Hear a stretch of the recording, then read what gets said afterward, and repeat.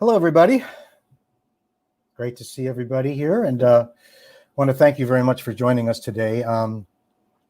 We're in for a real fun day, I think, here. The first thing I want to say is I hope everybody is doing okay. Everybody's well and safe out there, considering our recent challenges we all face. Unprecedented times. And I hope you're finding some joy in your music or whatever you're doing. The main purpose of today is to have some fun. So I think we are going to have a lot of fun with these people. I'm very honored to have our guests today. This show today is a first of a two-part series that we're doing. My name is Rich Mangiacaro, and the first of a two-part series, kind of focusing on recording, but also focusing on film and television sessions. The guests today that we have are authorities in this and have done just hundreds of movies and TV shows. We want to hear their side of what's happening today and how they're seeing everything. And post your comments, and if we get a chance before the end of the broadcast, we'll answer some of your questions as well, which we're happy to do. So thank you again for being here. So my first guest, he has a unique ability to bounce between a myriad of music styles. He's equally talented on both drums and percussion, combining powerful technique, great time, a deep sense of music cultures. He has performed on many blockbuster soundtracks, including Spider-Man, Far From Home, War for the Planet of the Apes, Rogue One, of Star Wars stories, a lot more. And I'm really proud to welcome Walter Rodriguez, everybody. Hey, Ray. Hey, Walter. How you doing? Welcome, man. Thank you. Thanks for having me. So glad to have you here. Oh, man, this is going to be so much fun. I know. My next guest, he's one of the world's busiest studio and live musicians. He's appeared in Modern Drummer's Readers Poll and Drum Magazine's Drumming Award as Best Big Band Drummer. He's appeared on some of Hollywood's biggest blockbusters and TV soundtracks, and he's worked with artists such as Maynard Ferguson, Brian Setzer, and Gordon Goodwin. Please welcome Bernie Dresel.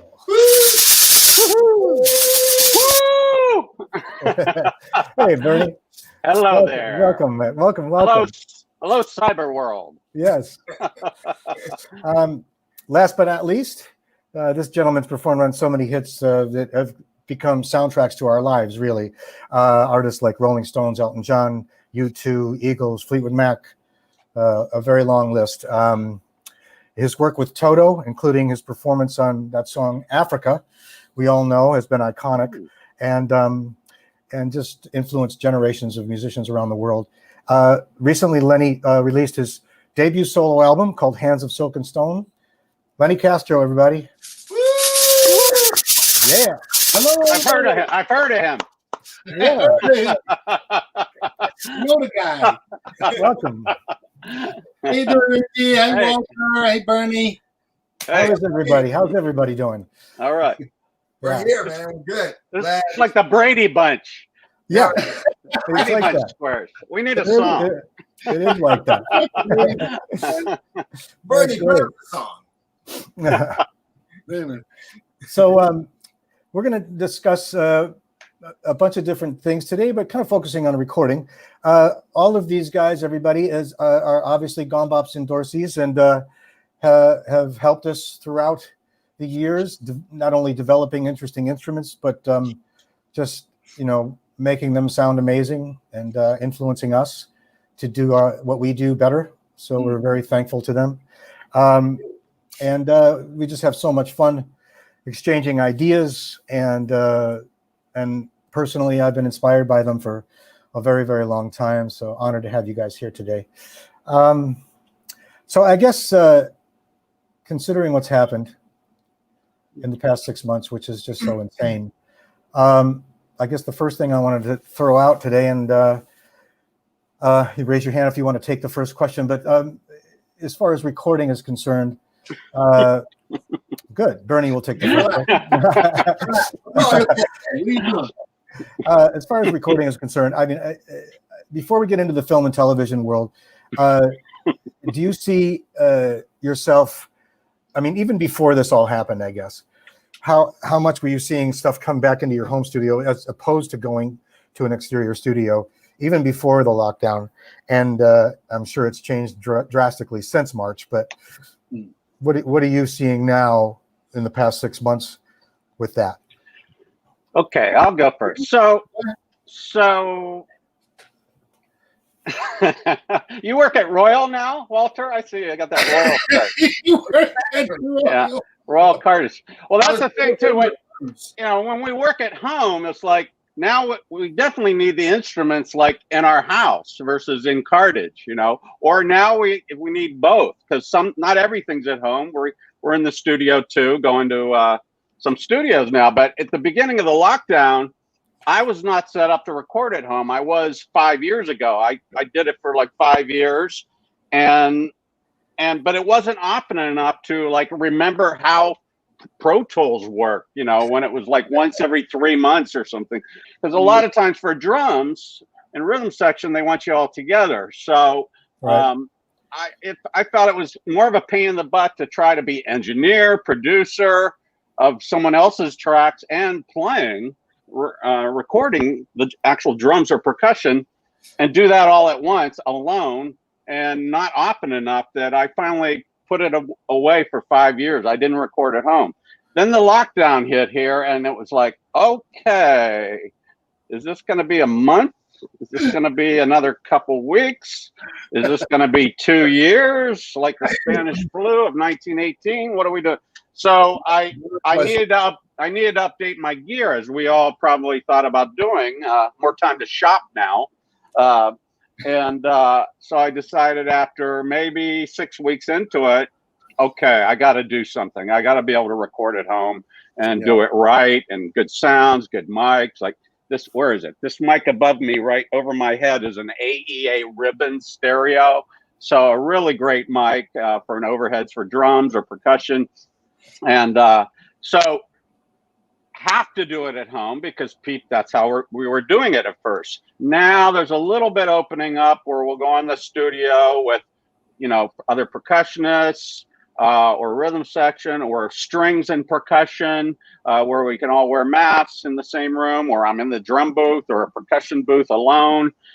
So fairly safe. I even took my first COVID test maybe a few weeks ago. How'd you do? I passed. They He's said still positive. No, it was negative. It was negative. That's good. So I didn't have it for that day, right? So, but we all had to take it to go on to East West and record there and even though we're just three of us, rhythm section. So there's a little bit of both, but to be able to record at home. And if you see, I live in an apartment. I sold my house 5 years ago and moved into a smaller pad here. And so I'm setting up drums. There's the TV, there's the sofa. I'm recording right here and getting a good sound. And it's a pain in the butt to engineer. A trumpet player puts up one mic. Okay, I got my converter and one mic. Here I go. Drums, you got to put up, 7, 8 mics. And I have like 13 going here. To record the room sound and different, and make sure the levels are right. Make sure, what do you call it? Your gain structure is proper and everything, and make sure it's in phase. That's a big one. I go, oh shoot, I've got to throw my overheads out of phase. Oh, that made the snare sound better. So I've learned a lot, like about engineering. Like our great engineers we get to work with all the time. Suddenly I go, oh. Okay, what did they do? Let me see, and let me look at YouTube. Let me look at, pick articles and try to learn as you go and get it good. Yeah. Yeah. Who else wants to chime in? No, I mean, I'm sure it's the same for everybody. The same for Walter too. I mean, I started recording at home when I started doing my album, which was a few years ago. So I already had kind of a studio set up here. I had the Pro Tools installed. I got the Apogee Quartet. Bear Dynamic was so graceful and generous to give me a ton of microphones. I asked for 2 and they gave me 25. So I am not nice. They didn't give me a ribbon mic, though. But I'm working on that one. Those are expensive. But I already started. Yeah. Look at that. Fire 160 ribbon. I got that one. Yeah. I've been putting it on hi-hat. Oh, there it is. You see it right there. It's on hi-hat. Yeah. Perfect. Yeah. So I already had this thing going, and I had an engineer by the name of Jordan Silva, who's excellent. You know, I met him when I was working with Rick Rubens, and I grabbed this kid. He was like the second engineer, and this kid was like the Pro Tools whiz. So I said, you know, if I ever do something, I'm going to grab him. I grabbed him. Yeah. So not only for my album, but for other projects, I would have him come if people wanted to pay him and pay me and have him send me the files, blah, blah. He took care of the tech. I took care of the playing, which was fun. Great.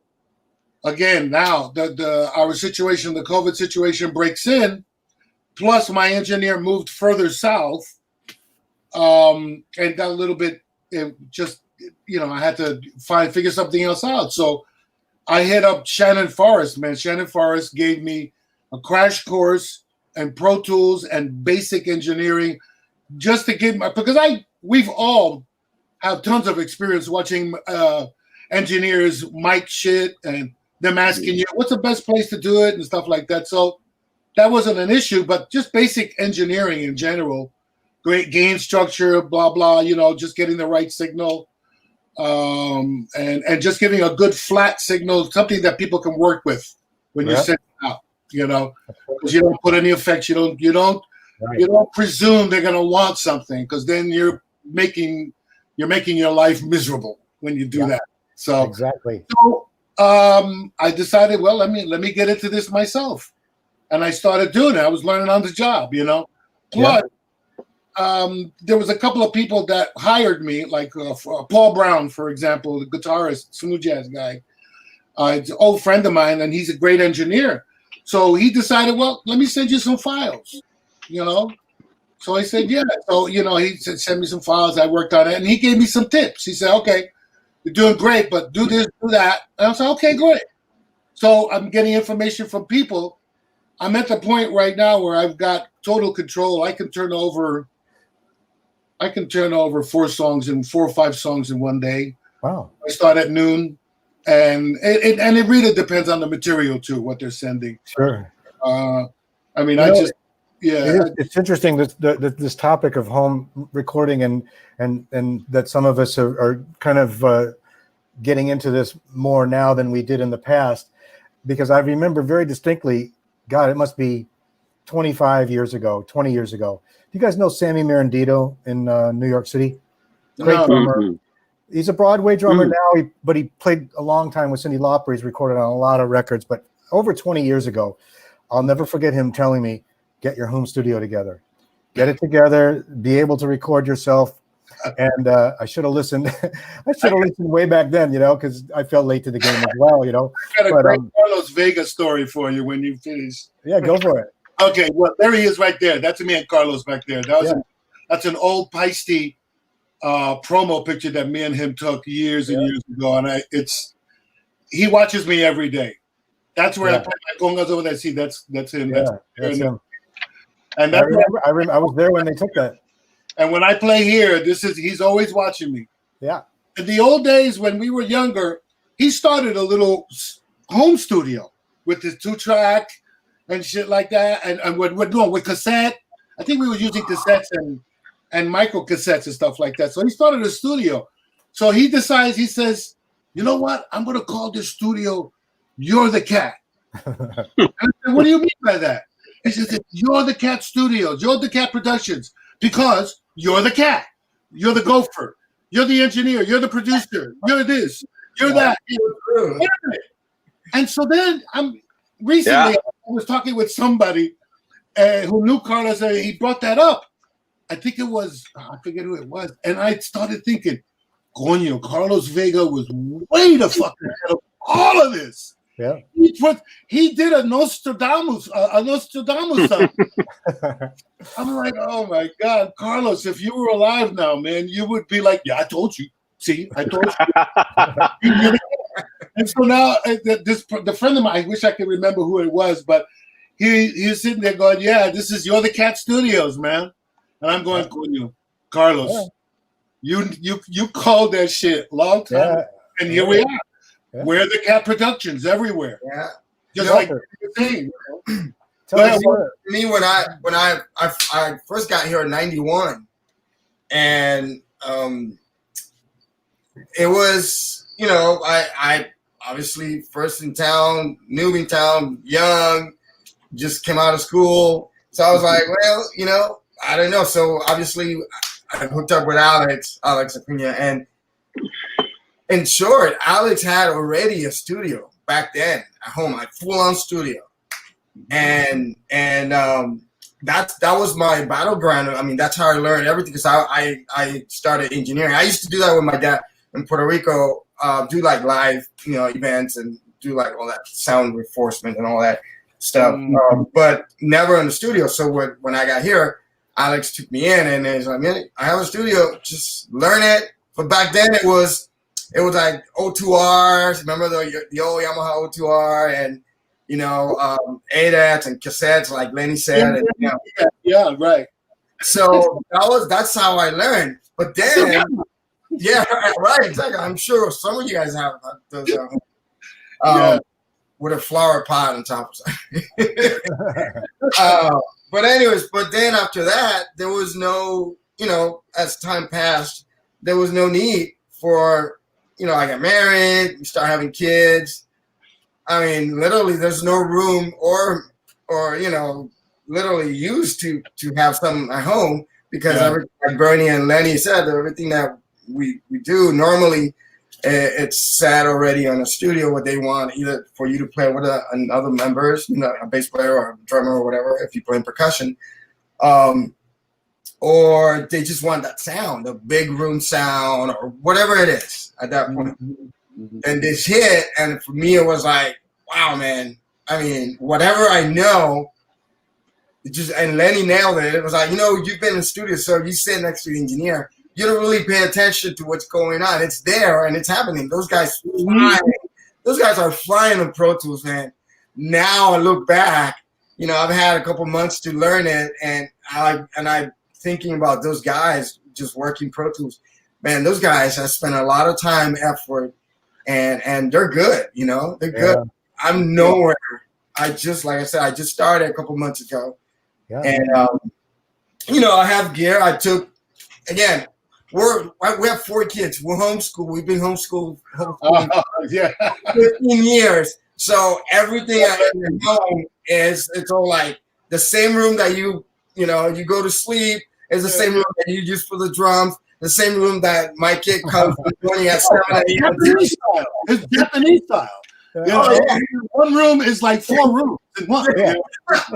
You know, he comes in and he takes his AP science class at 7 o'clock in the morning because it's an East Coast class. I mean, it's just like it's all blur, all mixed in, you know. But anyways, Walter, let me give you a tip. I would recommend putting a microphone connected to that cable over your head. I took it out. I saw yours. I said, I'm not going to put my rinky-dinky mic. Oh, 30s. There you go. No, this shit's always ready to go, man. Even if I'm going to start, I'm taping it. You know what I'm saying? Locker room envy here. You just mentioned something. I want to go around the room and I want to, considering we're talking about this home recording. I have to say before you do that. This. Check this out before you go on. Does it work? This mic it belongs to my dad when I was about 10 years old. Wow. This mic. I'm 52, so. That's cool. That's cool. Priceless, That's dude. beautiful. That's priceless. That thing should be hooked up permanently. Yeah. Oh yeah. Right. Does it work? Does it work? I'm about to find out. Put it on the bass drum. That's bass drum right there. Yeah, Sure. That's where it was. I had it on my bass drum. Yeah. You Anyway. know, we're talking about the recording at home now, and all of us getting more deeply into this thing. So I'm just a show of hands. Is everybody using Pro Tools? Yes. Okay, because I'm noticing more and more these days that Logic has become more popular, and a lot of my colleagues are using Logic. And I just downloaded Logic, but I haven't really gotten it. You know, man, I write all my songs on my iPad on the GarageBand. A lot of shit, man. Yeah. Was born on that, and standings anywhere on a bus, on a just the immediacy of being able to get your ideas into reality is incredible. Right. I've written so much. Oh yeah. I used to use Digital Performer because it was MIDI back then. Yeah. And a lot of MIDI stuff I had, and so I knew that. But with this 5-year break for me of recording, I went, okay, let me switch over to Pro Tools. That's what a lot of people have. But it's all GarageBand. Logic is just a expanded version of GarageBand. I realized because I covered the Logic myself, and it is very cool. I mean, talk about user friendly.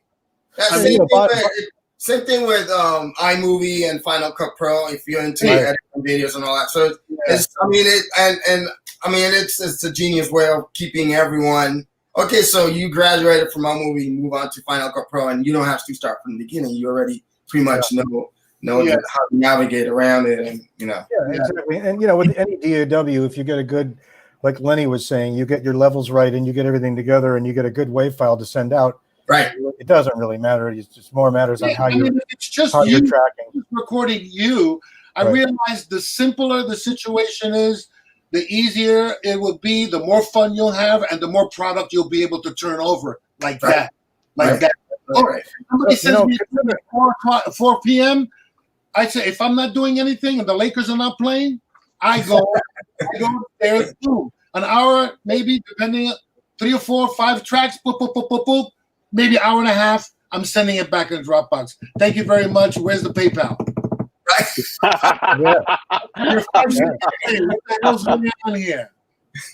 There's something that I think would be very interesting for people to hear from you guys, considering how versed you are in this, and even not even home studio, but just generally recording. Let's go around the room. Whoever wants to take this first, tell me your like what you like to use on congas, and what you like to use on hand drums in general, but congas, bongos, and then what you like to use for toys. Okay, I'll start. Okay. So, for me, in my situation, I thanks to you guys, Rich and Luis and Andy, you guys have provided for pretty much everything I need on all different situations. So, for example, here at home, because it's home, there's not much movement, as in dragging equipment around and all that. I have my first gombo set that Akbar gave me back in the day. And I don't think this specific model, even though these are Californians, but I don't know, there was something different about it. And Rich, you might know about this. Anyways, they're my favorite. These are my babies right there. They stay at home. I used to use them out when I didn't have anything else, so that was what I would use. But now, because I have Marianos at church that I play. We do once a month. We do an acoustic set. So I have a Mariano set there with cajon, bongos. Then I have the Alex, one of the Alex. Actually, the ones that you have, Bernie, that you just showed us earlier. I have those on cartage, and those are the ones we use. Like for all the movies that we've been doing, and we mainly because Alex and I do that together. So it's kind of like those are his babies. So hey, let's use those. Those are great. They sound great, and then I have a set in the garage down here, ready to go if I need to go somewhere, do a live gig or whatever. So I have the other Alex. I forgot what the names are. I'm sorry, I'm not really into the names of the series, but so I have those, the darker ones. That's the special edition series. Okay, so those are the ones I use for my live gigs. They look great, and they sound amazing. I mean, the great sound. I still need to get Lenny's new series. I hear great things about those. So more to come. Hey, what are you talking about? I don't know what you're talking about. No, they're not back there. No. But anyway, when it comes to percussion, that's obviously. As far as miking, I'm sorry. as far as miking, what do you like to use? Oh, sorry, miking. So I have not all, but obviously I have the AKG D12, old school. I have 57 on snare drum. Can't go wrong with that. I've learned that over the years. 57 workhorse. Yeah. Right, exactly. Sennheisers for 21, for 41. I don't know. I don't have them on right now. On toms, only because that's what I grew up with. And for me, it's more of a sentimental thing. It's like, man, if I'm gonna do this, I'm gonna go with what I know, what I've used in the past, right? And then I just purchased. I just ordered a few Shure. What are those things that I? SM81. Yes, thank you, Bernie. So, and again, you can't go. See, we're learning. We are. Yeah, we're learning. I'm an old guy and I'm still learning. What about for congas? Do you have a preference? And for Congas, so then I go. The reason I said that was with congas. I've been trying the Sennheisers, which they're just warm. I mean, they're great. They get a great tone, and so far that works for me. I'll be willing. Hey, any companies out there willing to send mics? No, man, you got to work that, man. I mean, right? I ordered two conga microphones from Bear Dynamic about 5 or 6 years ago. Right. And they sent me a crate of stuff. Oh, man. I don't even know what it does to tell. I got a great bass drum mic. I got an Opus. I got some good mics, but I got a lot of stuff. That's good. And again, and I think it's a great platform for those companies, I have to say. I mean, and it's the reality, Rich, and Lenny and Bernie. We're out there. We're putting that sound out there through their product, Exactly. So, like I said, and we're not, it could sound like something else, but it's not. It's the reality of what we do. We're movies, any movie coming out, most likely is Bernie on drums, Lenny, myself, Alex, Brad, that you'll see next. You'll hear him next week and see him next week. We're the ones bringing that sound out there, and so the gear is welcome, but only because we know it works. If there's something that didn't work, then probably try it. Didn't work, put it aside. So, Lenny, what's the mic that you're using for congas recently that you really like? The ones that I'm using that I've realized that are really beautiful, man. They're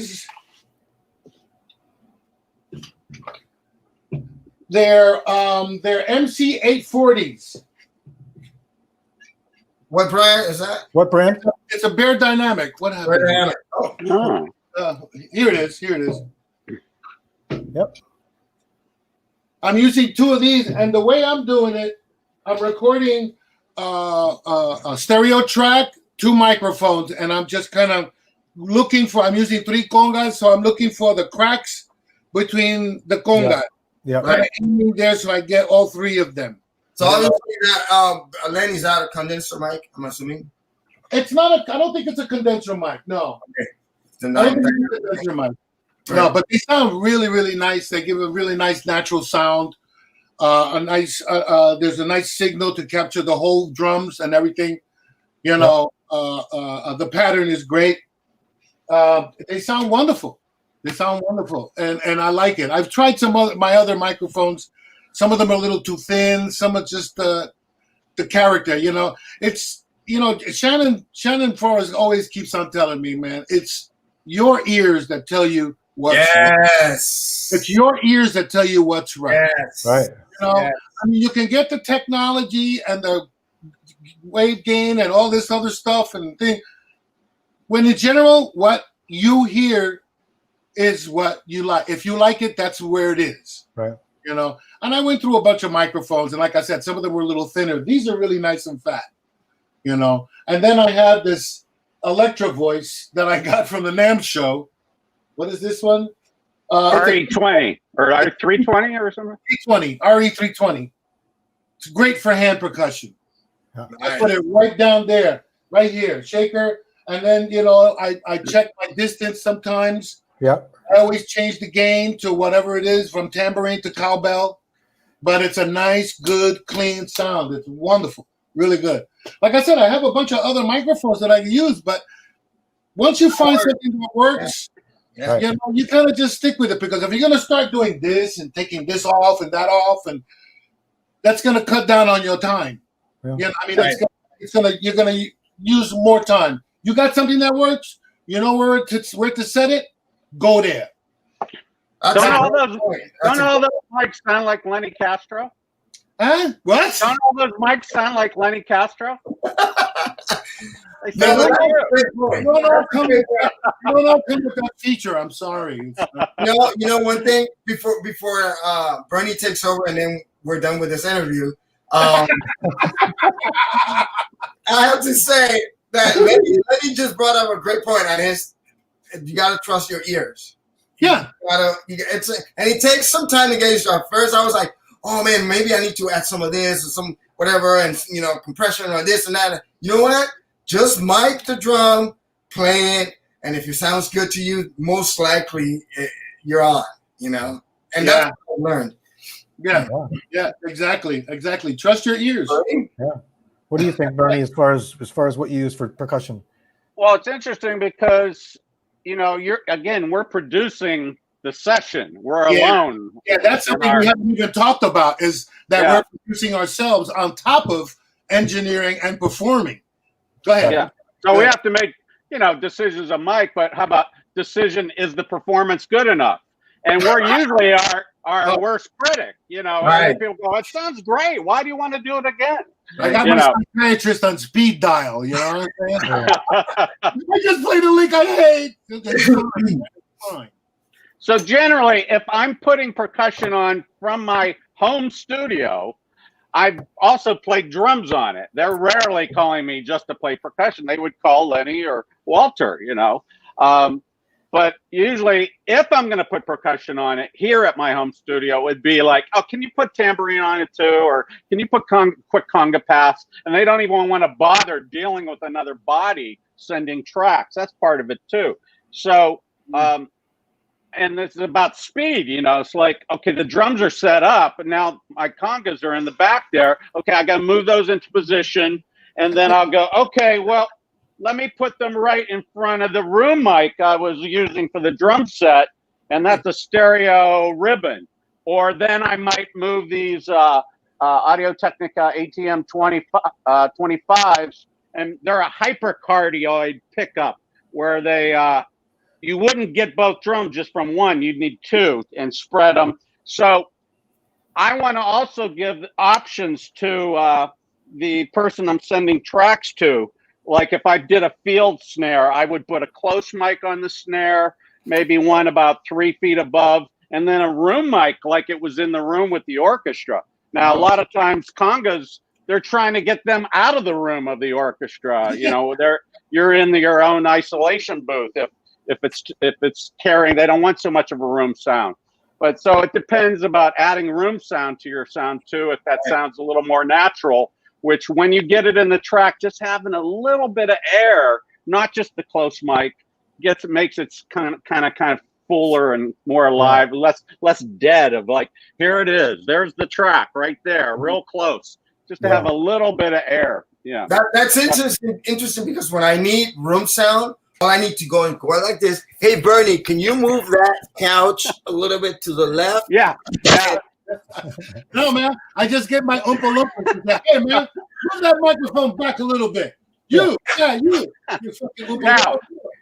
people talk about room treatment. Okay, I'm putting this stuff up on this, to make sure we're not getting all these reflections. So the couch, believe it or not, or the bookshelf behind Lenny, that acts as diffusers and knocks the sound down. I have no idea. I have a wall over here that's full of my T-shirts. It's great soundproofing. Oh, incredible soundproofing. I'm not in the bathroom, I promise. But then I'll go like, okay, let me put this over the TV, and and just knock down the room. I got the curtains on that side, and just to get the reflections so they're not out of control. That's something that's important too. Bernie, let me suggest your room. What about colors? Yeah. Now we're And getting then- very technical. Yeah, And then yeah. this is a big instrument right here, as people know. Oh, And, you gotta have it. a bongo bell, bongo bell that you can put on your drum set, that for, anything, a mambo, songo, So you guys the just, Reaper, just everything. covered all three of our bills in that one shot. Gotta be ready. And then look at that thing. It looks like a microphone, but it's made by drum box. Oh, yeah, I got one of those somewhere. Those things are crazy, man. Those are on my studio setup, though. Yeah. And it's a good razor too, This is my favorite thing. Ah. Oh, look at that. This one. Wait a minute. I'm old school, man. There you go. Oh, there it is, Lenny. That looks Now, like Lenny a went- FedEx. Is that a Lenny FedEx went- package? This is the rock and roll shaker, man. Let me tell you. Tom Petty loved this shaker, man. He wanted this shaker. Let me tell you. Lenny went deep there, and I can't compete that.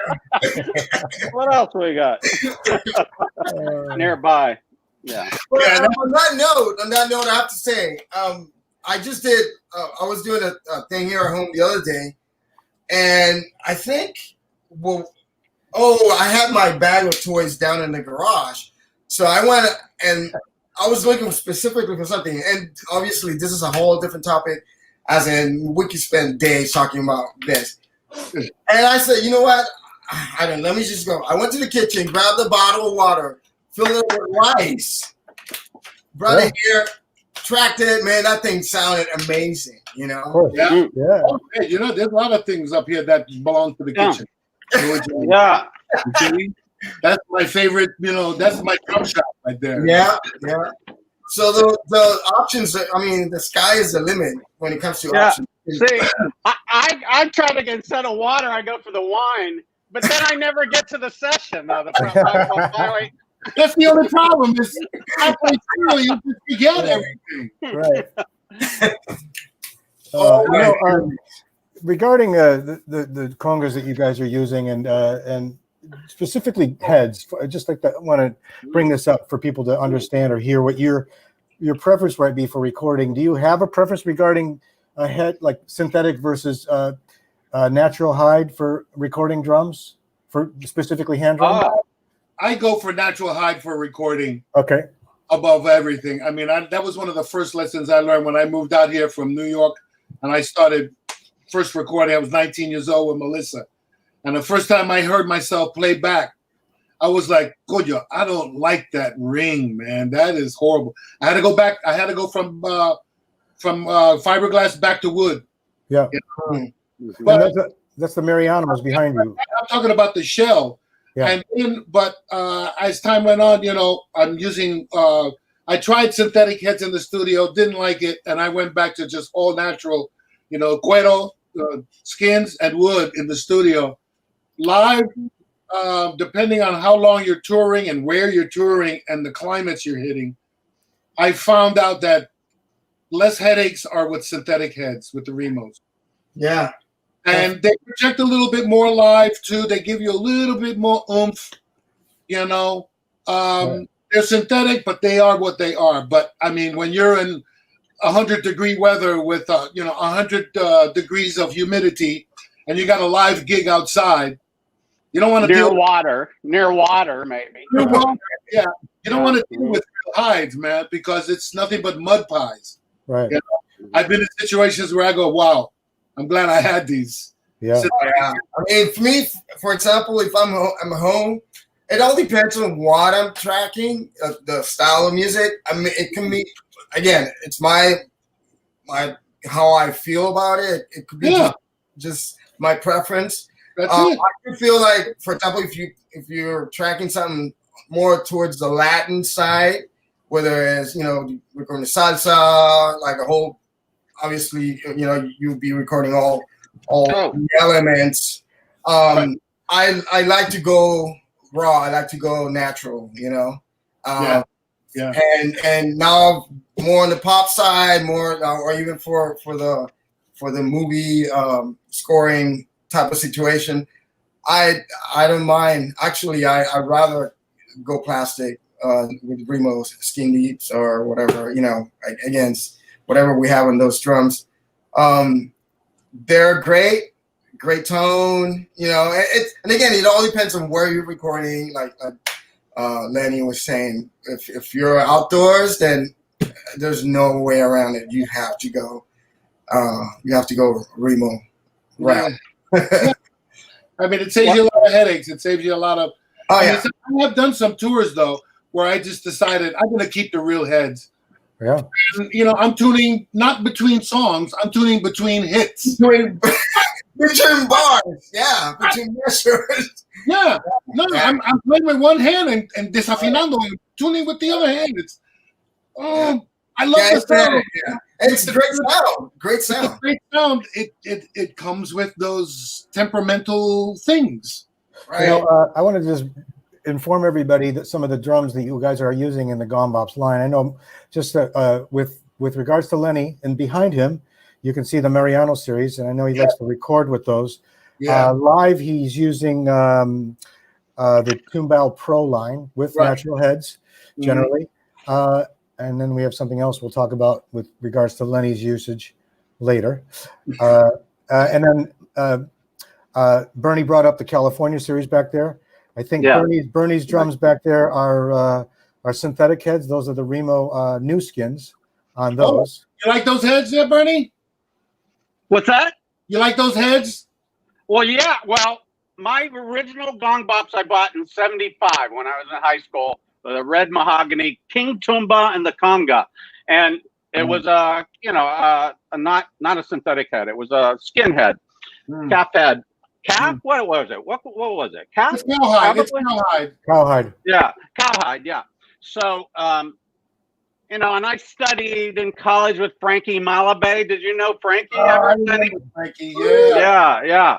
So, but when I get on the synthetic heads, I go, oh, gringo here, playing on that. I can get a better slap sound because I'm not my slap, especially my left hand slap is weak. My right hand, not too bad, but on the synthetic head, I can get an easier sound out of the drum. Makes me sound better. So even though they're, I have experience playing those calf heads on drums, like with Brian Setzer, we went with calfskin heads, and with the rock and roll lights over it would keep the pitch up, but we'd be outside near water, it would drop, it'd be like mud, I'd be overplaying to try to get a sound. And I'd even rip them. I'd rip through a head. I had a bongo head that was a calf, and it ripped, and that's a drag. Oh gosh, it ripped a head, or a bass drum head ripped. You're such a good man. It's just from overplaying it, trying to get a sound of it, especially when it's dropped in pitch. So. The synthetic head makes me sound better on the Gong Bob Conga that comes. Whatever you guys put on it works great. That's what. Lenny, you're gonna dig this, and I'm sure you've heard about this if you haven't used this. So, and Alex, Rich, you gotta ask Alex when you see him next week. Alex actually brought to the United States the old X-ray film. Oh no! Right. Yes, he's responsible. He's responsible for that. For bongo. Yeah, for the bongo, exactly. For the bongo, and that is. I remember growing up, my dad had a set of drums at home, and he had one of those. I remember there was a guy in New York that I used to know. God, I forgot his name, man. There was a guy in New York, and that's what he specialized in. He had found a bunch of that X-ray film stuff. X-ray film, yeah. And that's what I don't even know if he's still alive anymore. I never got it done though. I always wanted to have one set of bongos. Explain what we're talking about. And for a head? For the bongos? Yeah. Is that what you're talking about? Okay. Oh man. Screams, man. Walter, is the X-ray head generally used for both drums, or just the macho, or just the hembra? For the macho. Macho, for the small. I use it for the hembra only. I always only use it for the hembra myself. Yeah. And again, it's for the whatever it works. I mean, that's what I grew up with. And then when I shared with Alex, he told me the story about it. And again, I don't want to get into, let him. He's got the full deets on that. But I mean, and that's where the whole Remo, fiber skins. That's what I have with my Californians back there. And I mean, you can't go wrong with that. It's there. The sound is there. And anyways, Walter, you because we're talking about different series for Gombop's drums.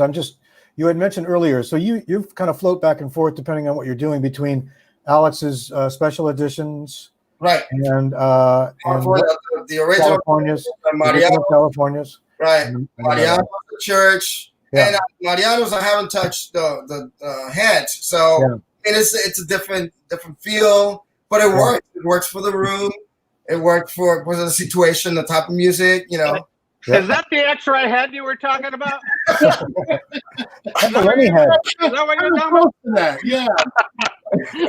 I'll just throw out this to the audience. If you have any questions for these guys while we're going here, please put them in the comments, and we'll see if we can answer them for you. So please know that we can try to address something if you're curious, want to ask these great experts any questions. Give them Bernie's physical hair gel. Yeah, his address? Give you a lot of tips on the hair thing, man. Yeah. I just go do the prison cut, and that's it. Right, that's an easy way to go, man. Just How often you getting it cut now, though? Me? Yeah. Man, I got to do it once a month, bro. Oh. My hair grows fast. In my family, listen, when my grandma passed away, she was like 107. And when she passed away, she had a braid that was down past her butt. Her hair was very long when she passed away at 107. So my family does not lack for hair. My dad still had the full head, He's upstate New York, but the Castros are not lacking for follicles, Let's talk a little bit about any productions that you guys have seen since the past 6 months, as far as films that you've worked on, and if there are any that you could talk about that's okay for you to talk about that's either been released already that you played on, and maybe what you played on it. I'm curious to see if we can share some of that. If you have any recent film or television stuff that in the past 6 months that you can speak about. That's a tough one. That's a tough one, man. Yeah, go ahead.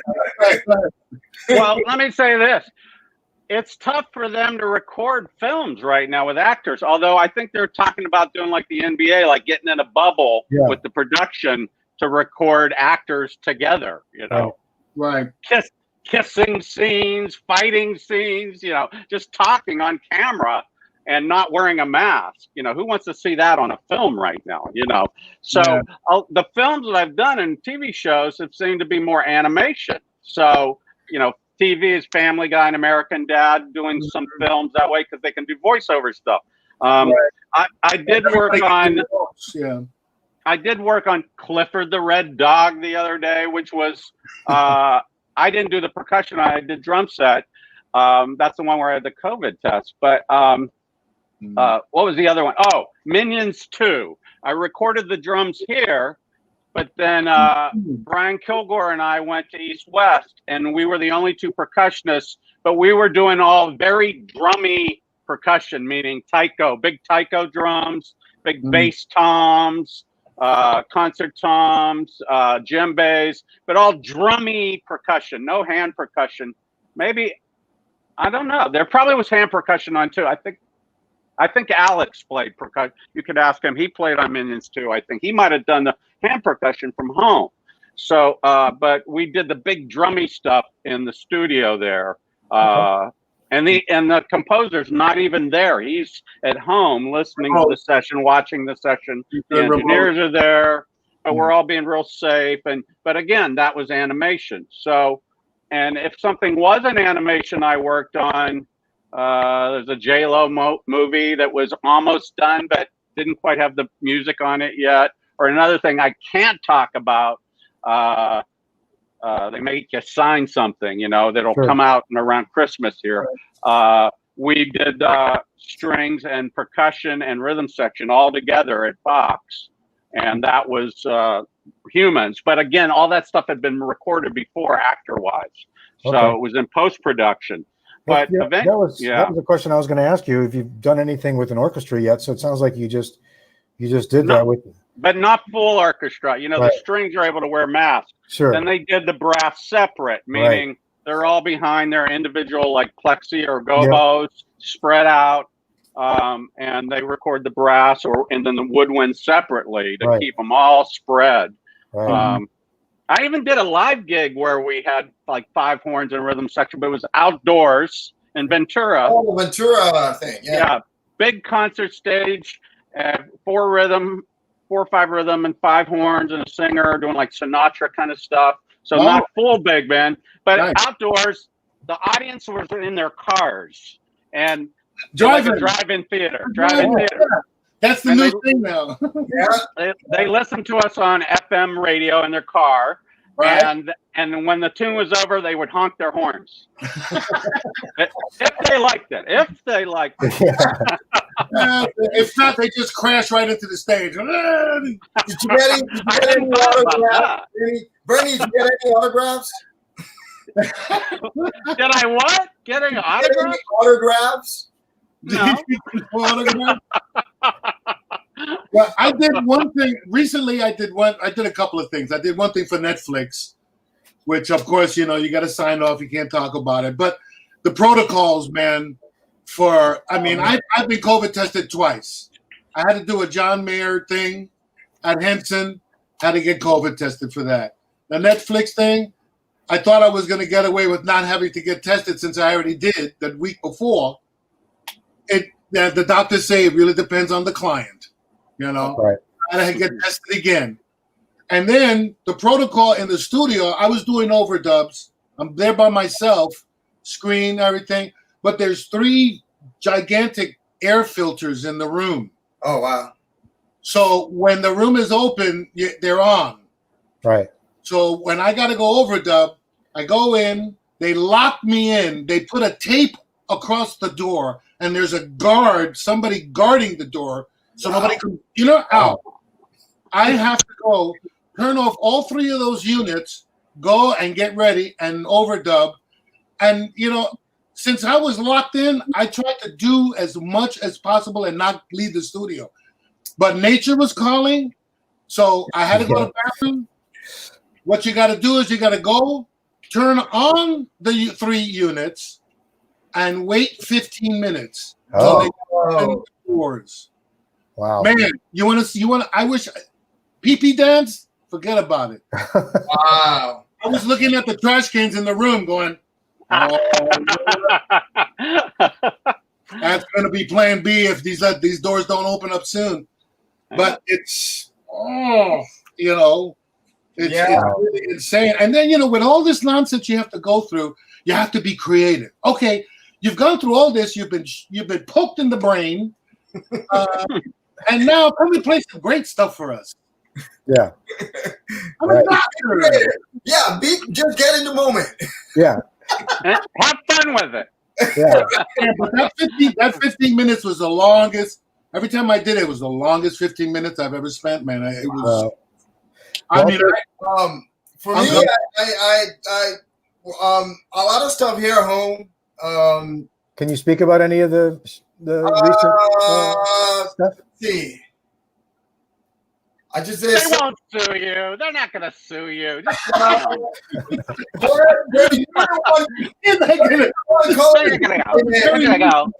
Walter, do you think we should share about this one project? Okay, I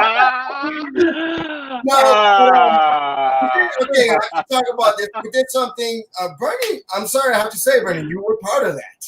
So we did a thing for the NFL not too long ago. We're at Conway Studios, and I forgot about that. You forgot about it. Alex was there, and it was pretty smooth. We showed up. The first thing you need to go, you got to go. They have a station in front of the office, and you have to sign like 20 different papers, and it was all nice, set up, clean, and they had it's interesting to see how they have two baskets everywhere you go. Two baskets, one for the new pens and one for the used pens. You know, so you have to go pens. Not Oh, pants. okay. No. Not pants. Anyway, Go so but again, you know, once you're in, like in this situation, it was Hike, Alex, and myself, and you know, maybe I honestly don't care. I've been, you know, there's three of us there. We've done everything that we need to do to keep it clean and disinfected and all that. But just get to the moment where all of a sudden, oh man, Walter, can you grab Alex's sticks, because the sticks that he's using are great. So now you have to, in the middle of that, you're not gonna stop. I'm sorry, you're not gonna stop and grab a bottle of disinfectant or alcohol, and you just grab the sticks and play, right? So there's that. So there's a little bit of that you have to deal with. But other than that, I mean, it was great. You know, we had a great session, and like I said, NFL. There's stuff coming up that I'm actually doing here from home for some composers. I'm sorry. Just, you know, just. Totally understand. I just wondered if there's anything that you could. We know what that's with those illegal. Just look for the big blockbusters coming out. You know, no, I shouldn't say. Anyways, Yeah, That's fine. Be safe. That's fine.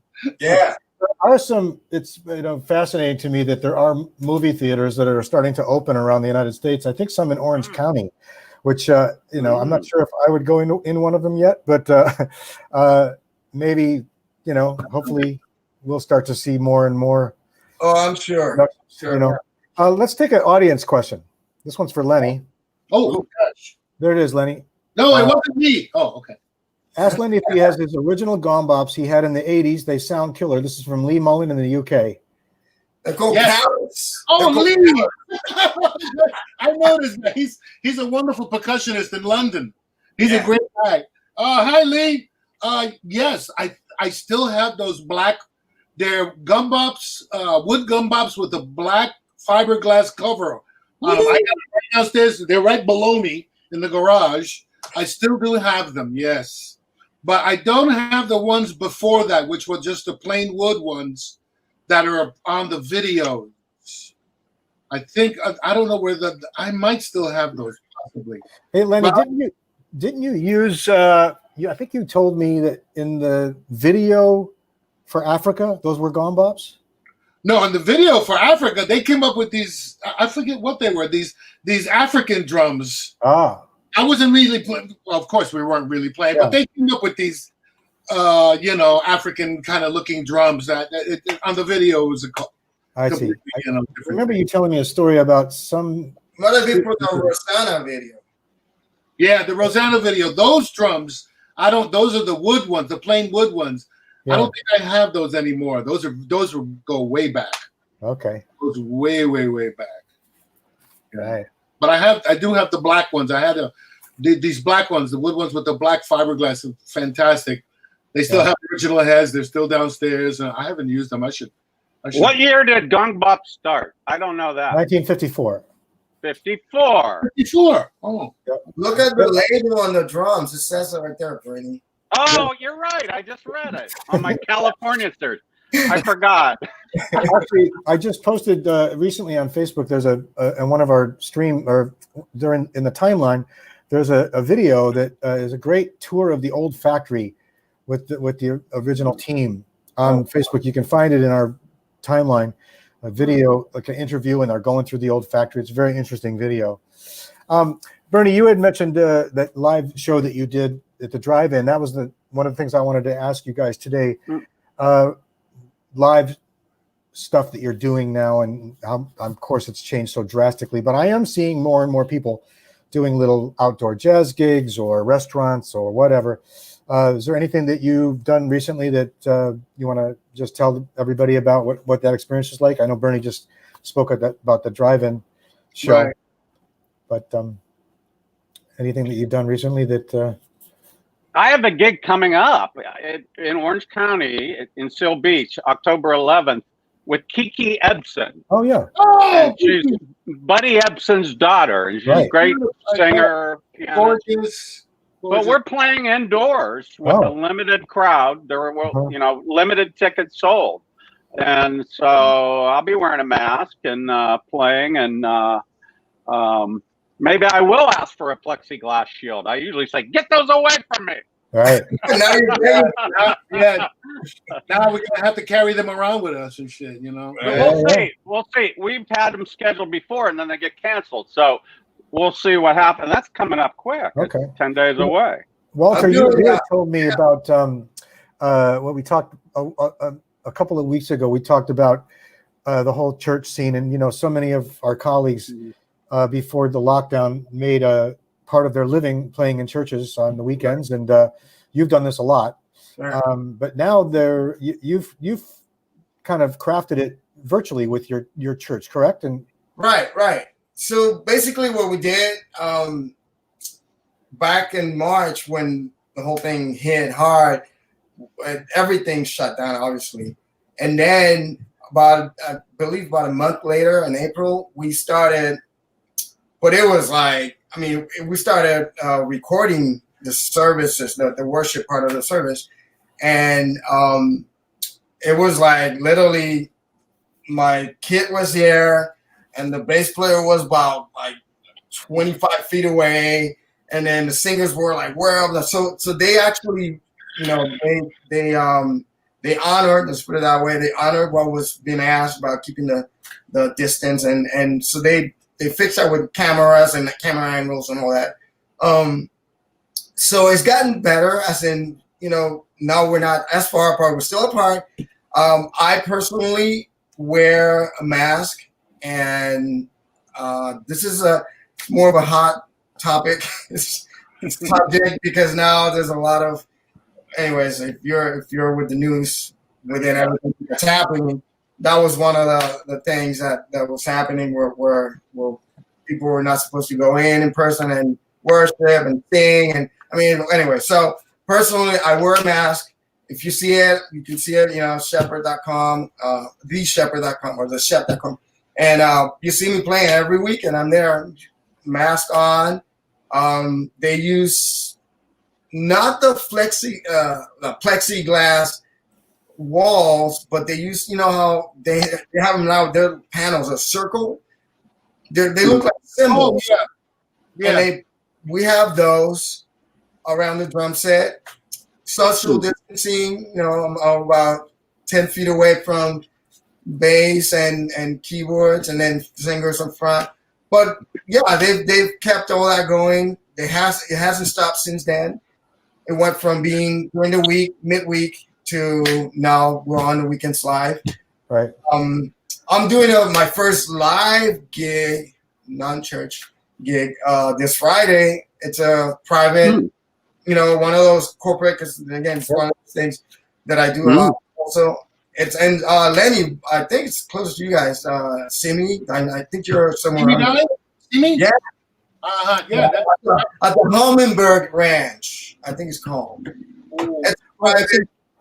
Yeah. It's encouraging to hear that there's a few things starting to circulate. Everybody. I think this is such a fascinating thing that's happening. Obviously, that's a understatement. That's an understatement.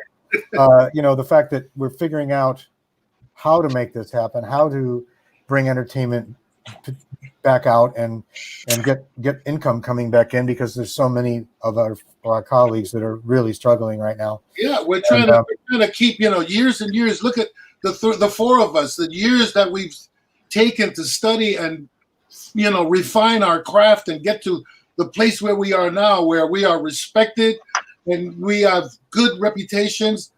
For what now? There's no business. Right. It's either do or die. It's either do or die. You either change. And the thing is, for all musicians, we're used to change. Music changes. Music evolves. It never stays the same. So that's already in our mindset as musicians, being and doing all the work that we've done. And for the time that we've done. The changes that we've seen are ridiculous, but that's the way music is. And we just have to, buckle down and say, do I want to stay in this business? Then I got to do something to stay in that. Right. I got to record. I got to do some homework. I'm 64 years old. I'm still learning stuff. I'm so proud. I still have brain cells that still can absorb some information. Right? My wife, she's telling me, says, I can't believe that you're learning all that. You've learned all that stuff and you're recording and you're putting out product. I'm like, it's either that or I'm gonna die because it's my lifeblood. For me, I have my kids. This is all they do all day long. They're here, they're studying, doing homework. Nowadays, Rich, Lenny, Bernie, you would agree on this. There's no excuses. There are no excuses. All you got to do is get in front of the computer, go on YouTube, Google, whatever it is that you need to learn or want to learn, and it's there. And you'll have about 2,500 versions of it. It's incredible. Yeah. Yeah. So it's almost like there's too much. Yeah. I don't believe it as in too much, but there's so much out there. So there are no excuses. I'm always up for learning, in different platforms, different ways. And like Lenny said, we just got to do it. I mean, to be able to survive where we are right now, you just need to stop the complaining. You need to stop the whining, and you need to get on and do it. I had a conversation with Lenny a few weeks ago about just the coordination between our personal websites and social media, and trying to amplify that thing and get it to the point of, of some sort of beneficial use. We're all in that position now where we might not have thought about it as much. I mean, social media has been with us for quite a while now, but the amount we have to utilize it and be effective with it. He and I discussed that, and how to make our websites work better, and how to optimize Google search and all of that stuff. You got to make all that stuff work for you. Yeah, exactly. Yeah. It's got to work for you. You got to make it work for you. That's right. What about teaching? We're getting close to the end, but wanted to talk a little bit about the teaching situations that you guys are, if you're teaching, and are you working online, obviously, with students? I spoke to somebody the other day that has a studio, and I went into his studio masked up, and he had two kits facing each other, but his students are behind. There's a between them, and they both wore masks. So yeah, I haven't been doing any teaching. I mean, I'm going to be doing I'm doing the paddleboard drum and percussion thing this October. Yeah. My God, they've had to reschedule. They've had to do plan A, plan B, plan C. Right. I'm supposed to go over there to Germany to do this. Really? But but and I was going to do it. That things started to get better, but now they're getting worse. It's spiking. So now we're trying to coordinate something that I'm going to do here with a percussionist there, a guy named Pete Hecht, who's going to be my second half there with the students. But as far as like any instructional or any personal lessons or anything like that, I'm not doing anything of that sort.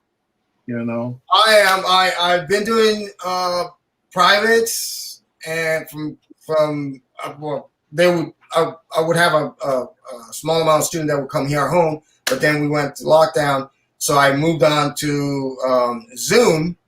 Now, again, this is something maybe you have the answer. There's that one thing that I haven't found out, and I need to research it. Maybe there's an answer. I can't get over that delay. No, not delay. Well, that's what it's about. It cancels. The sound cancels. Like it's being compressed. So when it peaks, you mean? I guess it's playing and showing me something that then I can't. It's all about visual. I'm like, wow, okay, so so the camera has to be set in a way where I can see the bass drum pedal, I can see the hi-hat, or I can see the hands if you're playing hand percussion. But yeah, I mean, other than that, I'm dealing with that. I'm looking for how to make it happen. How to improve on it. Yeah, the technology isn't caught up to us. We're moving fast, and the technology has got to keep up because we're demanding more. Like you said, we're demanding no latency. We're demanding it's going to get to the point where hopefully the four of us would be able to play right now where we are. Live, exactly. But it's still a work in progress. Yeah. There's some setting on Zoom that undoes that. But so I've been using FaceTime to teach. Okay.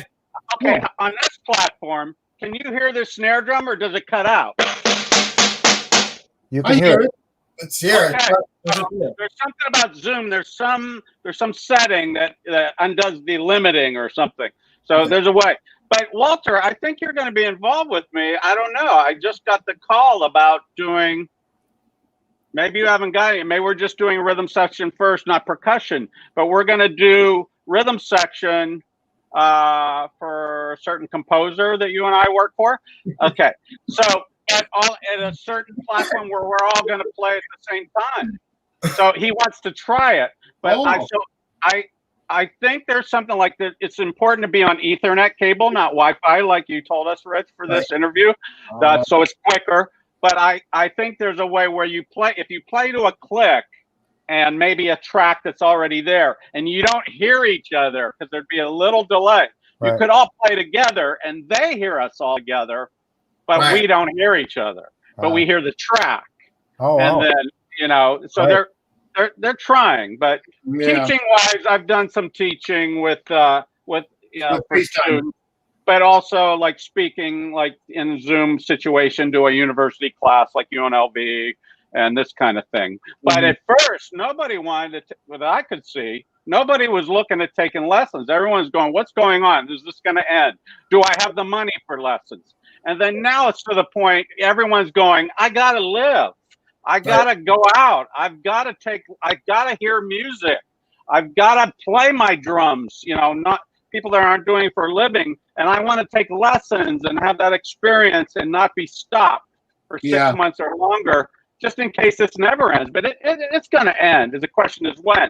But it's music is our culture, and as music lovers, not just musicians playing, it's everything to us as humans to hear music and growth and experience art, whether it's a painting or music.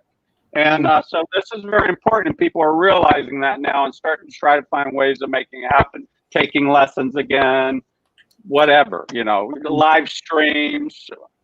Right. I'm doing live streams. A lot of in my situation, a lot of my students are kids and they are already sitting in front of a computer for whatever amount of hours because they're doing school, right?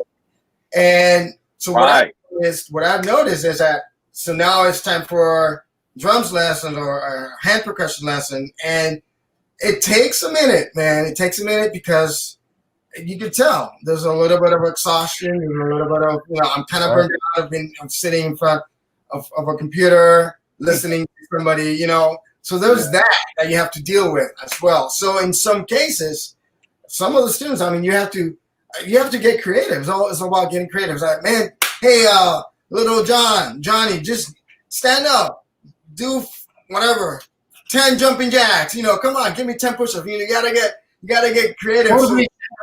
Right. Yeah. Motivation. Move your body. Get up. Stand up. Jump around. Walk around.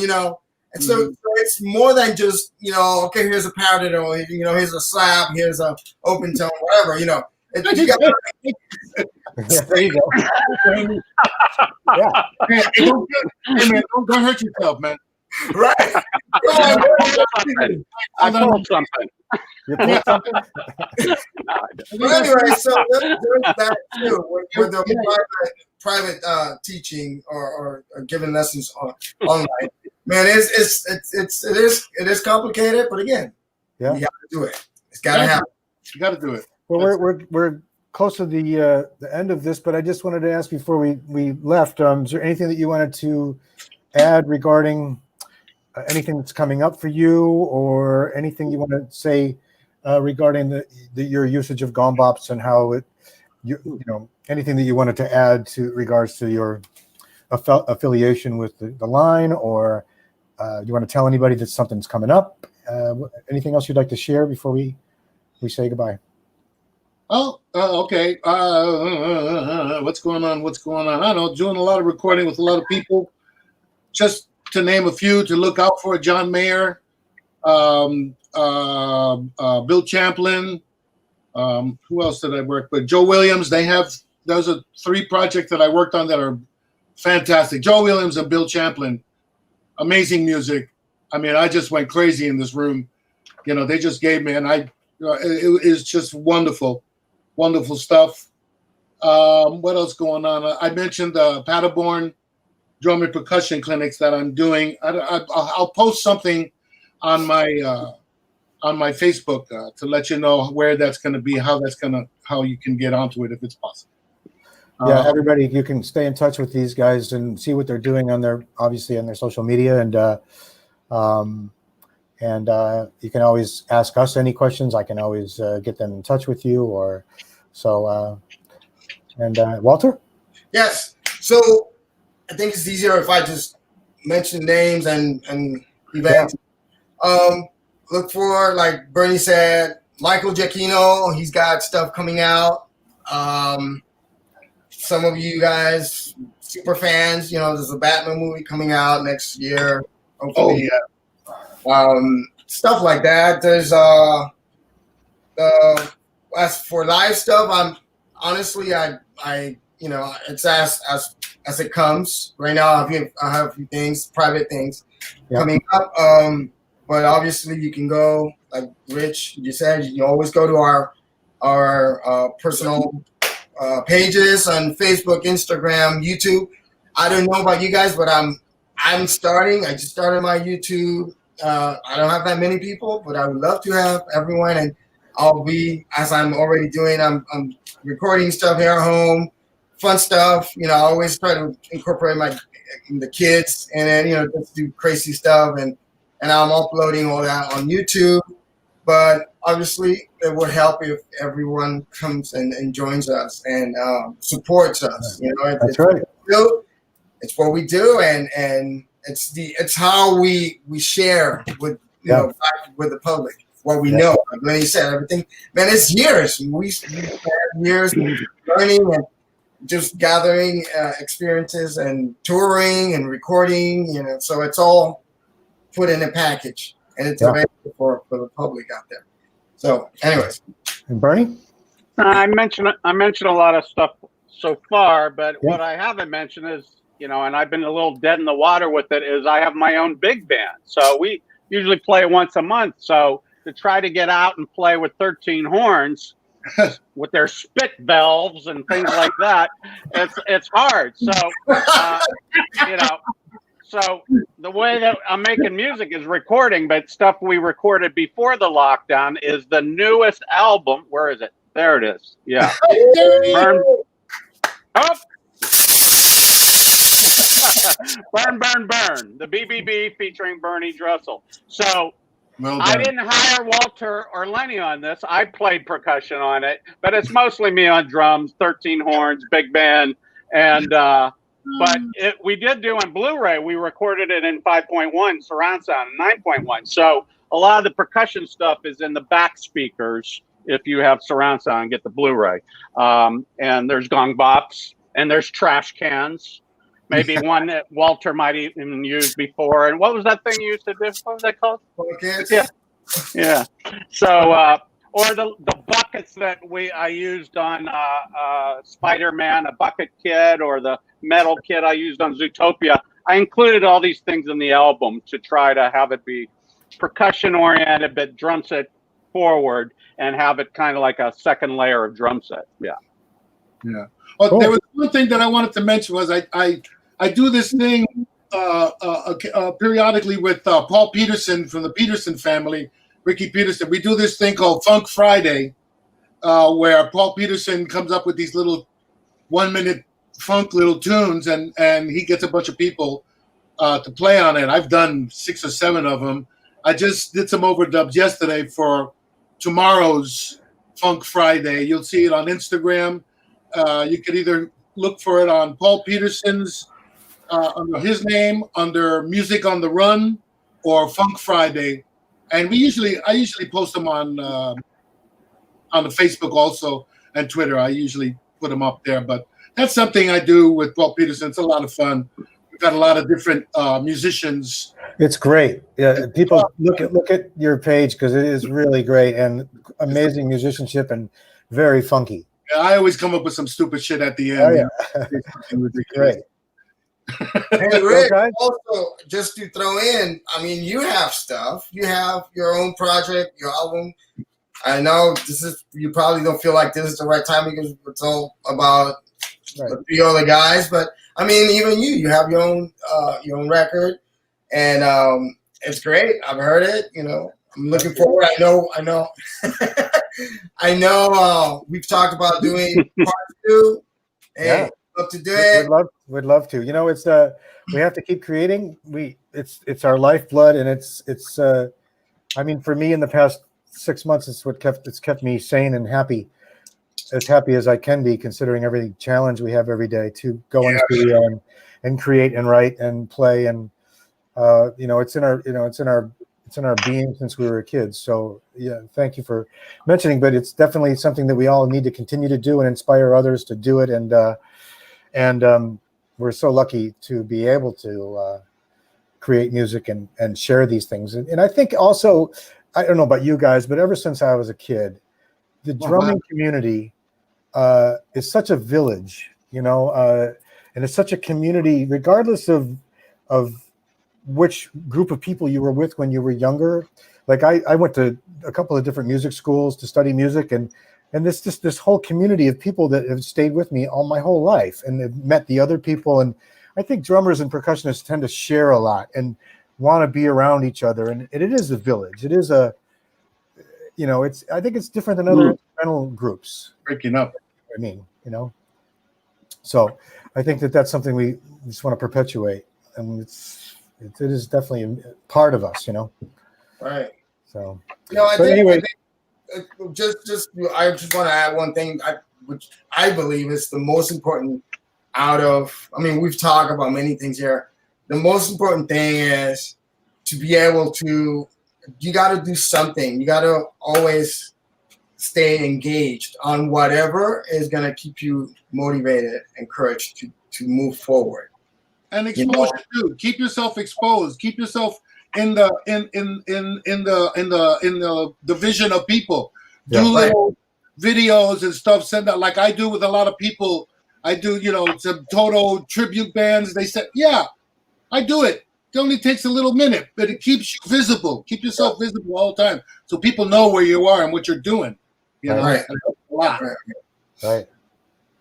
Well, can't thank you guys enough. This has been absolutely phenomenal. So again, everybody, I want to thank Walter Rodriguez, Lenny Castro, and Bernie Dresel for doing this conversation with us. And again, questions or anything, feel free to reach out to them on their pages and reach out to us as well. And guys, hang tight for a minute. I'm going to say goodbye to everybody, and then I'll be right back with you. Okay. Okay. All right. See you, everybody. So thank you, everybody. So next week, tune in, please, for our next show. It will be next Thursday at 11 o'clock, same time. And next week, we will be having a conversation with 3 more amazing musicians that are authorities in this field of recording. And we'll be talking with Alex Acuna, MB Gordy, and Brad Dutz. So please come back. Take care, everybody. Thank you very much. Soon.